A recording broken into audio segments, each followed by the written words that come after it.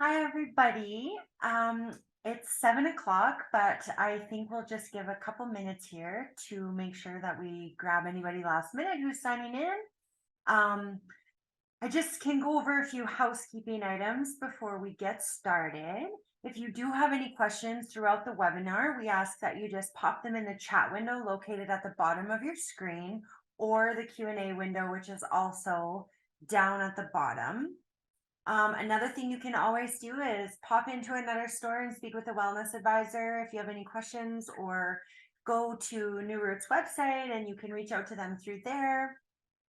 And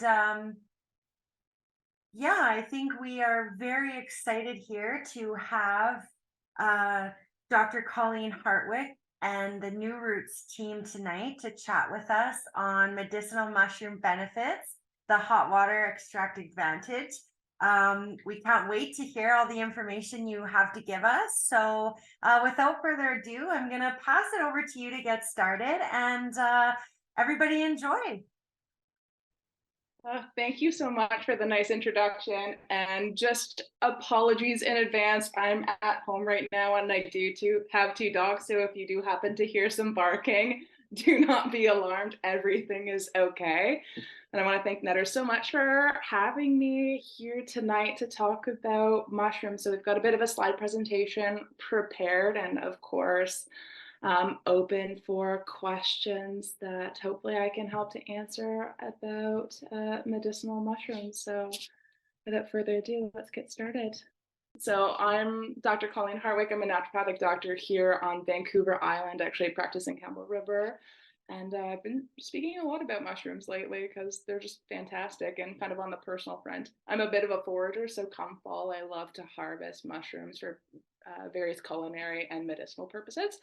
So we'll talk a little bit about them tonight. Okay, so a little bit about me.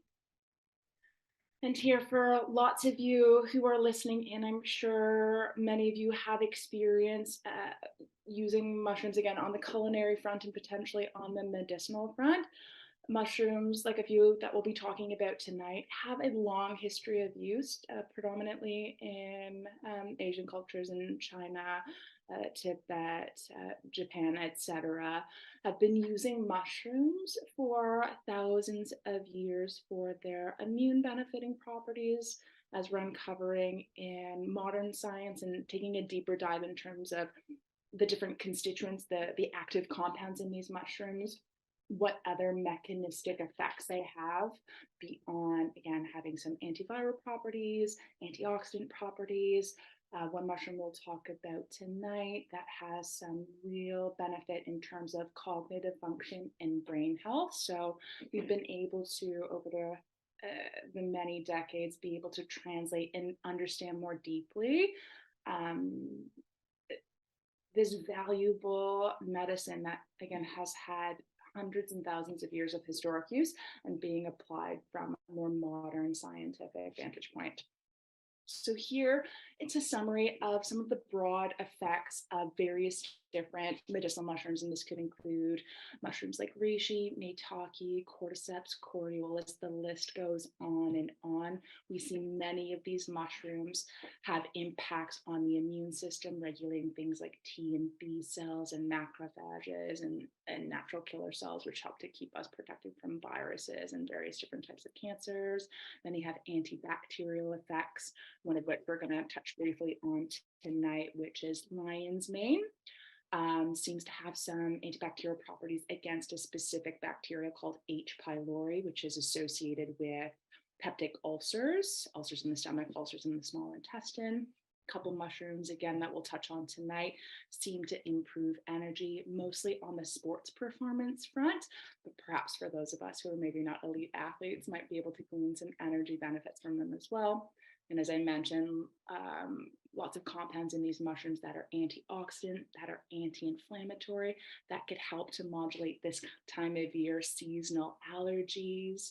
Again, one mushroom we're going to talk about, lion's mane, really important for brain health, for cognition, cardiovascular implications in terms of lowering blood pressure, lowering blood sugar. The list goes on and on. And I'm sure in the next 5 or 10 years, we're going to uncover even more information about medicinal mushrooms and how else they can help us on the health front. So first mushroom I just want to touch on a little bit. This is one I haven't yet harvested. I haven't been able to find it here on Vancouver Island. I don't know if it actually grows here, is lion's mane. As you can see in the image, it does kind of look like a lion's mane. And so what this mushroom, what we know it best for, are for its cognitive effects. So what lion's mane does, or at least what we know it does at this point, is increase a compound in the brain called NGF, or nerve growth factor. I like to think of nerve growth factor as like miracle grow for neurons, or the cells, the neurons, the nerve cells that make up your brain and your spinal cord.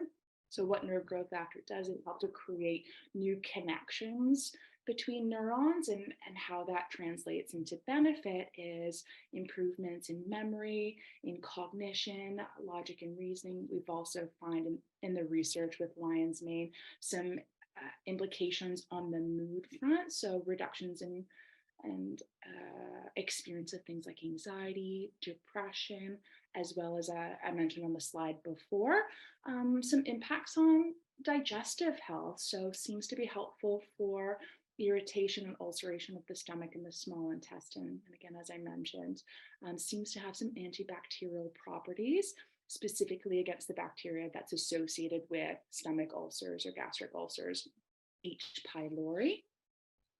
Reishi, this is a mushroom that actually grows fairly abundantly on Vancouver Island. So I do harvest this one in the fall. It's what we call a bracket fungus.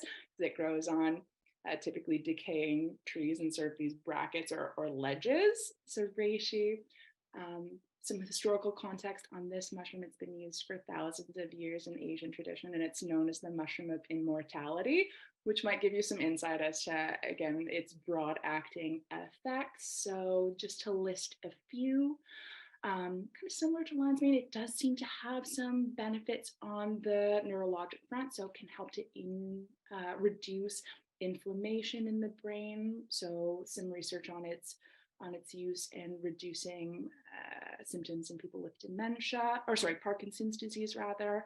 Has some anti-anxiety effects, antiviral, various anti-cancer properties. Also seems to have some implications on the metabolic front, so improving things like insulin levels and cholesterol levels. So some implications there in terms of metabolic syndrome and cardiovascular health. And then the last mushroom we'll talk about, and of course, if there's questions, please ask about more because the list is long in terms of mushrooms. We're only covering a few for tonight, is Cordyceps. Looks a little bit like a worm, doesn't grow here, at least as far as I know. So Cordyceps has been used sometimes in concert with reishi, more on the sports performance front. So what it's shown to do for people in more endurance athletes, I think the study was done on cyclists, was it decreased production of sports performing inhibitors like lactic acid. So it allowed athletes to perform harder and longer and delayed their experience of fatigue. Cordyceps has also been used in similar to reishi as an antioxidant, but in this case, more for liver and kidney function. So seems to improve markers of kidney health in people who have chronic kidney disease, and markers of liver inflammation seem to be reduced by the use of cordyceps. Okay, so we've kind of touched on a few key therapeutic benefits. Again, the list goes on, and I'm happy to field more questions on these mushrooms or any others. I want to shift gears a little bit in terms of when it comes to opting for mushrooms, especially if you're looking for those therapeutic benefits that I just mentioned about. It's really important to know a couple of details there. So not only do you want to pick the type of mushroom that's most appropriate for your health goals, and hopefully do that in concert with either your medical doctor or naturopathic doctor who can help you decide together what's going to be the best course of action. Beyond that, so once we figure out what our health needs are and which mushrooms might best help us meet those health goals, we need to know a few more things about which product to choose or which formulation to choose.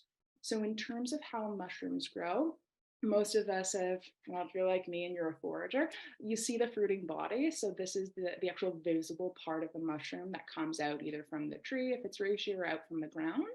This is what we call the fruiting body. It's typically the edible portion for the mushrooms that are in fact edible. Some are not. And then growing underground are these sort of string-like processes called mycelium that typically will join sort of one fruiting body to another.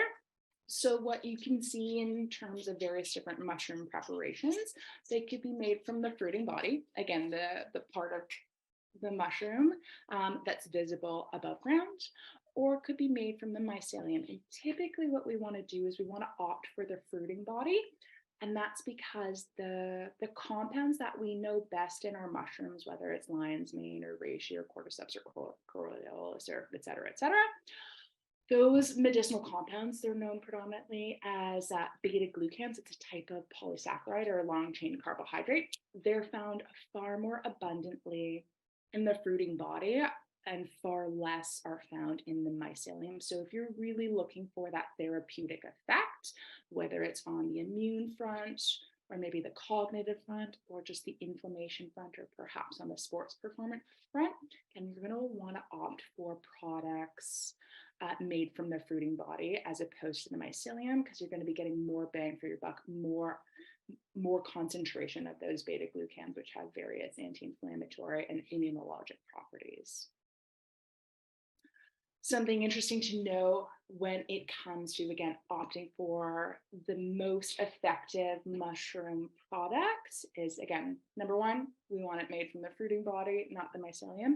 Number two is to know about some other structures of our medicinal mushrooms, which is those beta glucans that I just mentioned, which have at least as far as we know up until this point, they have the greatest impact in terms of modulating, again, cognitive health, inflammation, oxidative stress, etc. Those beta glucans are found enclosed, kind of imprisoned in this other polysaccharide or carbohydrate known as chitin. Chitin is this really tough molecule that actually makes up the cell walls and the shells of crustaceans. So if you've ever like chomped into a prawn or broken apart a crab, what you're breaking apart when you're breaking apart that shell is a lot of chitin, and chitin is found abundantly throughout our medicinal mushrooms. And what that chitin molecule does, so here's chitin out here and polysaccharides, the beta glucans inside, it actually makes it really difficult to access the active compounds in medicinal mushrooms.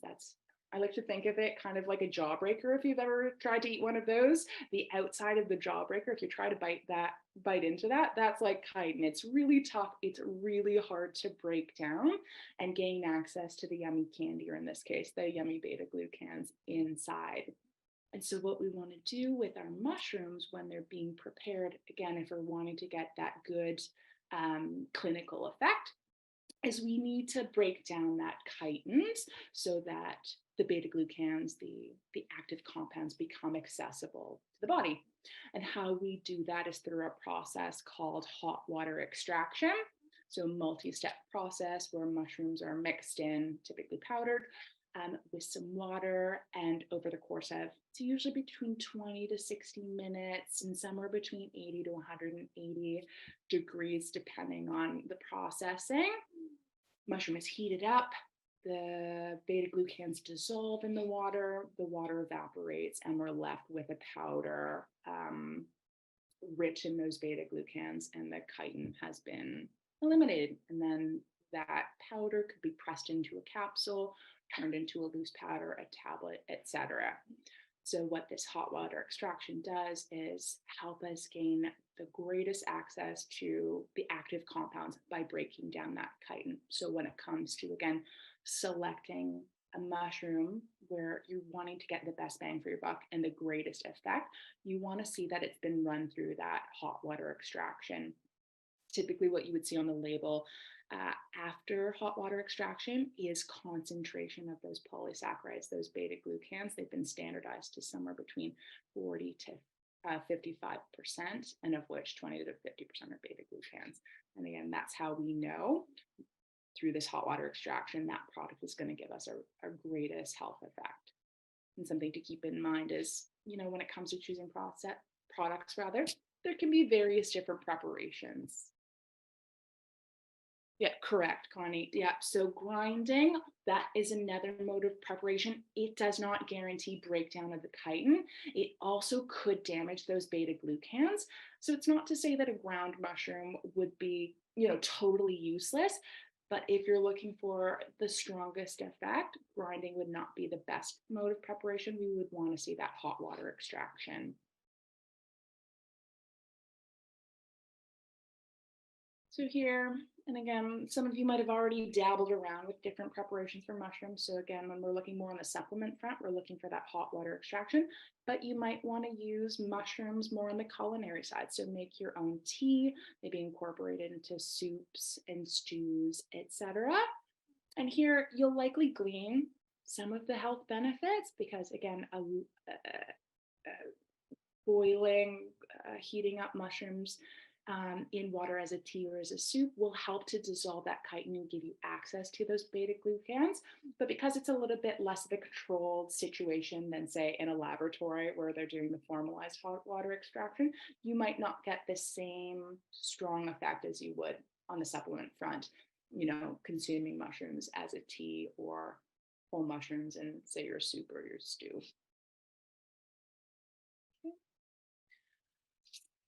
Again, talking a little bit more on the supplement side of things versus whole food things is just to have that piece of conscientiousness that, we want to be careful when we're choosing supplements. Some brands can make exaggerated claims, although that tends to happen less and less these days, just with Health Canada requiring, in order to get a natural product number, that any claims on a nutritional supplement label be substantiated.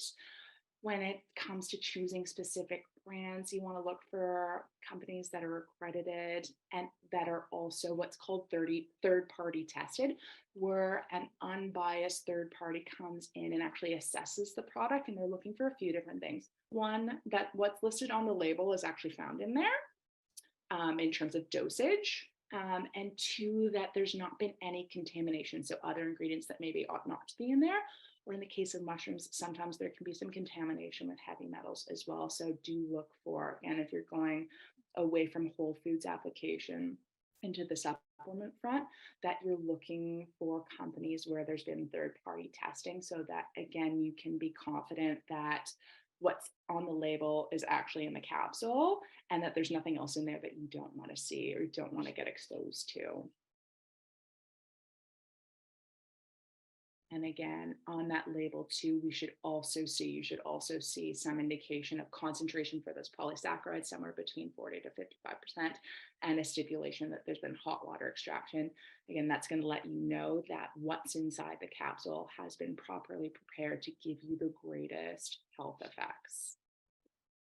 And so key takeaways from tonight, and of course, leaving it open to more questions. When it comes to picking the right mushroom for you and picking a mushroom product that has been well prepared to give you the strongest effects, you're looking for that hot water extraction with concentration of the beta glucans and the polysaccharides, 20 to 50% on the beta glucan side, 40 to 55% on the polysaccharide side. And you want it from the fruiting body, because as I mentioned, when we took a look at that cute little picture, the fruiting body, the visible part of the mushroom, has the greatest concentration of the active ingredients. The mycelium does not. It could be by a factor of upwards of 10. And not to say don't have teas, don't have powders, but again, if you're really looking to get a targeted clinical effect, either on the immune front, the cardiovascular front, or the neurologic front, you want hot water extract, again, concentrated from that fruiting body from an accredited lab that's third-party tested. So that's it for the formal notes, a little taste, pun intended, about medicinal mushrooms. So I want to leave it open. You can absolutely take more than one kind of mushroom. Now, I do recommend, especially when you're going on the supplement route, that because mushrooms can have various different effects on the immune system, that you do work with a primary care practitioner to make sure that that particular mushroom combination is going to be safe for you and that it won't, interact with any medications. Some mushroom supplements can cause a little gastric upset as well. So always good to work with someone who really understands your health so that you're taking medicinal mushrooms in a safe and effective way. Yeah. So, Connie, good question. There's a question about tinctures and preservation with alcohol. You will see mushroom products prepared in an ethanol or sort of grain alcohol base. They're going to be effective, but not as effective, at least as we're seeing in the research, as the hot water extraction. And that's because the beta glucans, those active compounds, they're more water soluble than alcohol soluble. And so preparing mushrooms in an alcohol-based tincture, you'll get less of the active beta glucans, which might mean, diminishing returns, less of a strong effect on whether you're looking for the antioxidant properties, the anti-inflammatory properties, or the immunologic properties. Tinctures are fine, but a little bit less effective than that hot water extraction. Any other questions? And it could be about specific mushrooms. Yep. Yeah, Sheila, there are lots of products out there, 5 mushroom blends, 7 mushroom blends. I've seen 11 mushroom blends as well.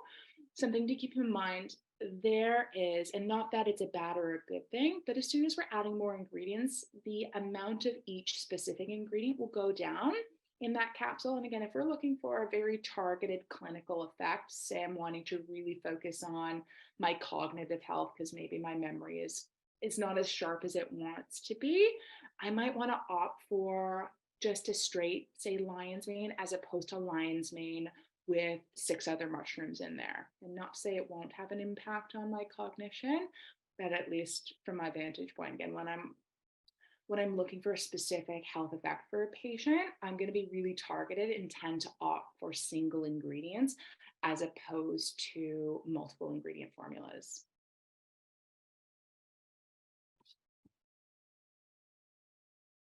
You're welcome. Good question. Wanda, are you asking about like chaga mushroom tinctures, for example, and pros and cons to that? I just want to make sure that I answer your question appropriately. So I'll wait to hear back from you, Wanda. I just want to make sure I answer your question correctly. So Naomi, asking about if tinctures are less effective in a smoothie than under your tongue. So for those of you, you might not realize that under your tongue, you've got a couple of veins that can lead to direct access of whatever product, in this case, a mushroom tincture, into your bloodstream, which means that tincture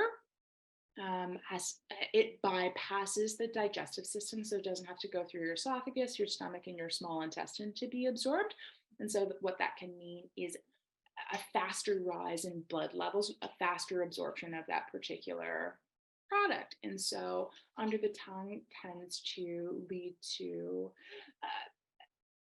faster rise in blood levels, again, because we're bypassing the whole digestive system. So arguably would be more effective than incorporating a tincture into a smoothie where you're going to have to swallow that smoothie. It's going to have to go through your esophagus, your stomach, your small intestine, and be acted upon by various different digestive enzymes.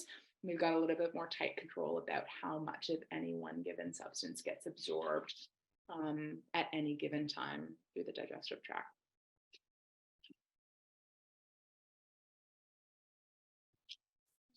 Any other questions? Let's see. Oh, Wanda, I see you in there. Yeah. So again, similar to what I just mentioned, if you're going with a chaga, say you're picking chaga because that's a mushroom that maybe you've decided is the best fit for you, then you go for a tincture. again, it's not that the tincture is going to be completely ineffective and you've wasted your money, but if we're going to compare hot water extraction to tincture, again, because those beta glucans are much more dissolvable in water, you'll get a higher concentration of them in a hot water extraction than you will in alcohol. And similarly, that chitin requires water and hot water extraction to be dissolved, and alcohol isn't a good solvent for chitin. So again, renders the active polysaccharides a little bit less accessible if we're doing a tincture route versus a hot water extraction route.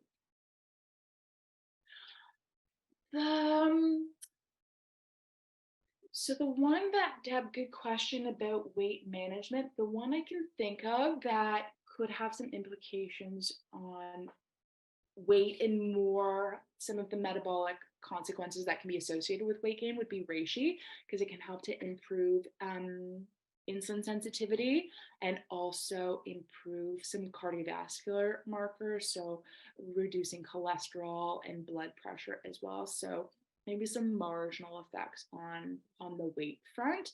And just, personally, it's not my go-to on the weight management side of things, but reishi could be an addition to help with if there is some insulin insensitivity or insulin resistance as part of the weight picture, might be a good addition.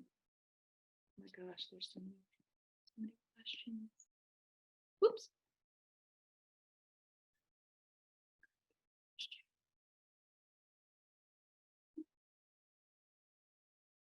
Yep. So Cindy, I think I just answered that. That, at least from what I know in the research that I've done, reishi is one of the mushrooms that can help to modulate cholesterol levels. And as a result, have improvements in terms of risk for things like atherosclerosis, hardening of the arteries, that kind of thing.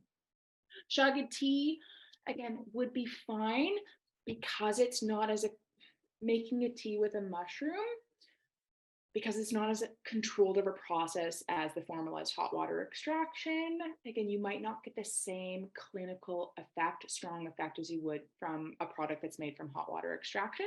But what you could consider doing, again, to increase the likelihood of breaking down that chitin from, say, your mushroom powder or your whole mushroom that you're making a tea from, is boil it for 15 to 20 minutes. This, as I mentioned, hot water extraction, depending on the company, it's somewhere between 20 to 60 minutes that they are boiling down and dissolving that chitin. So to make your tea over a longer period of time, because I think for most people, myself included, I'll speak for myself, when I'm making a traditional tea with whether it's a herbal tea or non-herbal tea, I'm steeping for 2 to 5 minutes.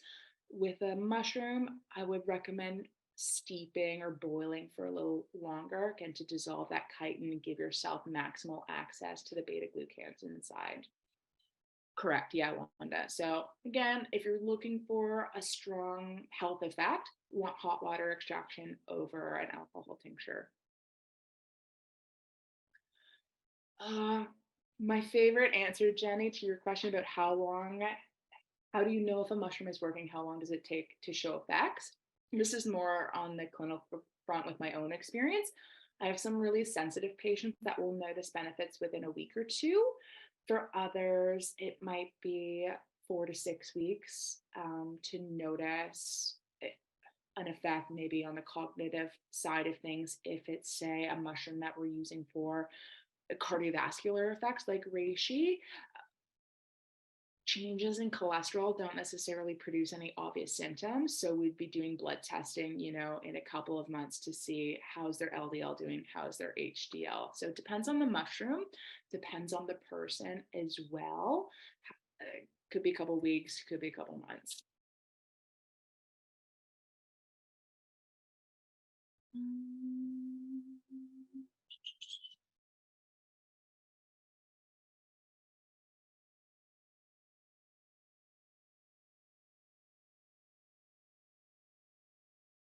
Again, okay, so just making sure I don't miss any questions. Thanks for all of your participation, by the way.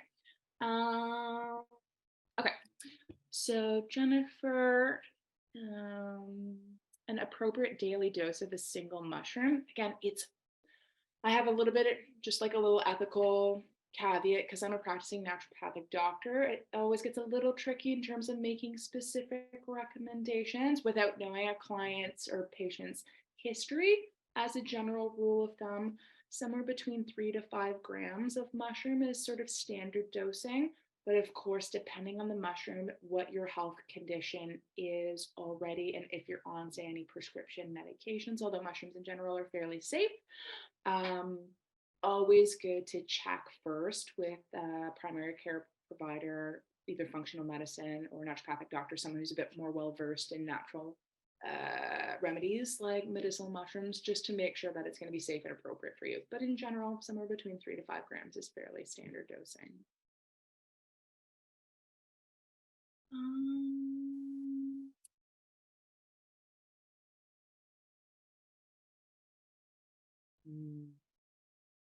Diane, if you could get me the name of that species of mushroom, I could see what's available, what's in the literature.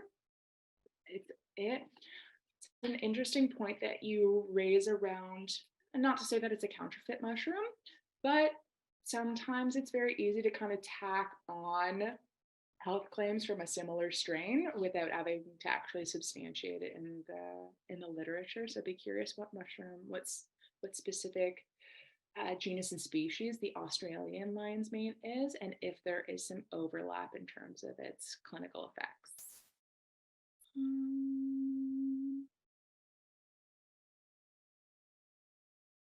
So, Connie, good question. From what I know from products that I've used, I typically see them in one of two preparations. You either see hot water extraction, usually in a capsule, or you see tincture. I can't think of. And if anyone else on the panel wants to interject, feel free to do so. I don't have any knowledge of a hot water extracted mushroom that is then put into tincture form. The temperature for water extraction is somewhere between 80 to 180 degrees, was what I saw in the literature. Okay, thank you. Any other questions about mushrooms, specific mushrooms, preparations? Yeah, thank you all for your questions. I really appreciate it. This is actually my first time doing something like this, so I'm a little bit nervous. Dogs have behaved, which is lovely. They don't always do that when I'm working. They tend to be very attention seeking. Okay. Ingrid, if you are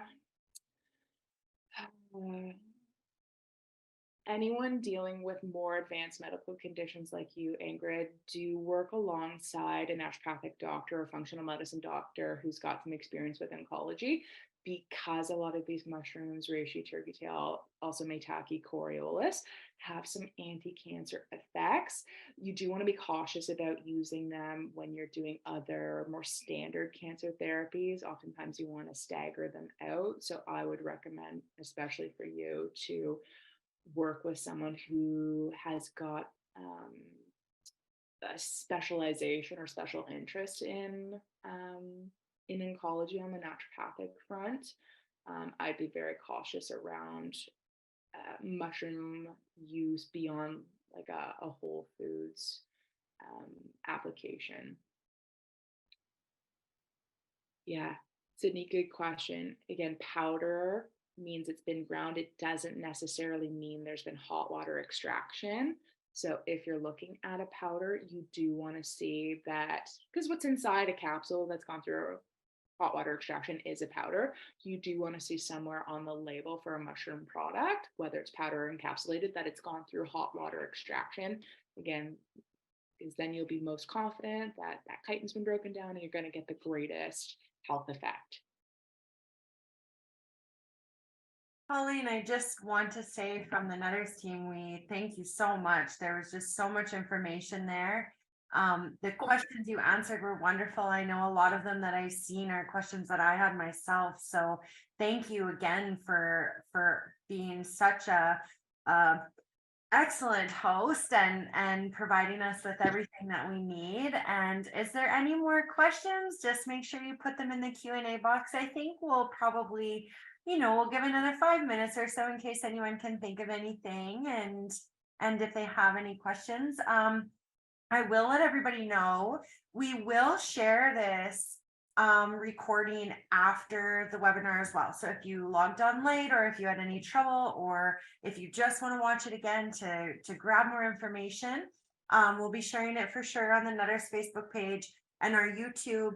I have a feeling that I can also email it to all of the participants. So once I get that all sorted, as this is my first time hosting, I will definitely do that as well.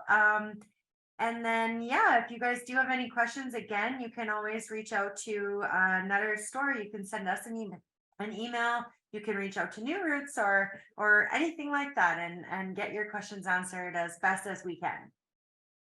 Oh, and thank you for the kind words. We did it. Yay! I would presume that brewed would mean that there's been some hot water extraction. The extensiveness, I don't know, because it's pretty, in all of the mushroom products that I've used over the years, like they're very conscientious to include that hot water extraction, because for the savvy consumer and the savvy practitioner, we're really looking for that specific stipulation so that we can feel confident that the product is going to give us the greatest clinical effect.